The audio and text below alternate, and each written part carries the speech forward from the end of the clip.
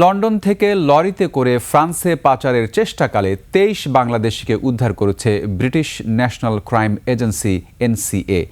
Dover বন্দরে পরিচালিত এক বিশেষ অভিযানে এই উদ্ধার কার্যক্রম চালানো হয়। একই সঙ্গে পূর্ব লন্ডনের টাওয়ার হ্যামলেটস কেন্দ্রিক একটি সংঘবদ্ধ মানব পাচার চক্রের বিস্তৃত নেটওয়ার্ক উন্মোচিত হয়েছে। এসব ঘটনায় আটক করা হয়েছে ৫ জনকে। আরও জানাচ্ছেন আফসানা নীলা।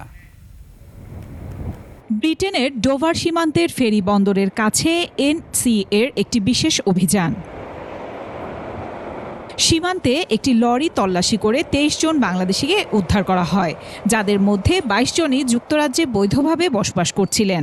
অভিযানে পাচারকারী চক্রের মূল হোতা হিসেবে নিউ ক্রসের ৪৩ বছর বয়সী এক ব্যক্তিকে গ্রেফতার করে এনসিএ। তার কাছ থেকে জব্দ করা হয়েছে ৩০,০০০ পাউন্ড নগদ অর্থ।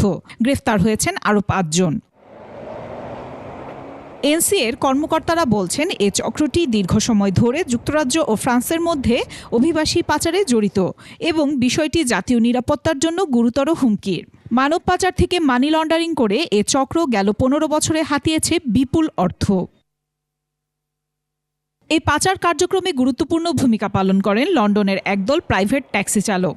সম্প্রতি অভিযানে ৪৩ থেকে ৫৫ বছর বয়সী ৩ জন ট্যাক্সি চালককে শনাক্ত করা হয়েছে। তাদের কাজ ছিল লন্ডনের বিভিন্ন এলাকা থেকে অভিবাসীদের সংগ্রহ করে কেন্টের হুইটস্টেবল এলাকার একটি গোপন স্থানে পৌঁছে দেয়া। সেখান থেকে অভিবাসীদের লরিতে তুলে ডোভারে নেওয়া হতো। এনসিএ বর্তমানে প্রায় ১০০টি গুরুতর অভিবাসন সংক্রান্ত অপরাধের তদন্ত চালাচ্ছে। আফসানা নীলা, ডেস্ক রিপোর্ট, ২১ টেলিভিশন।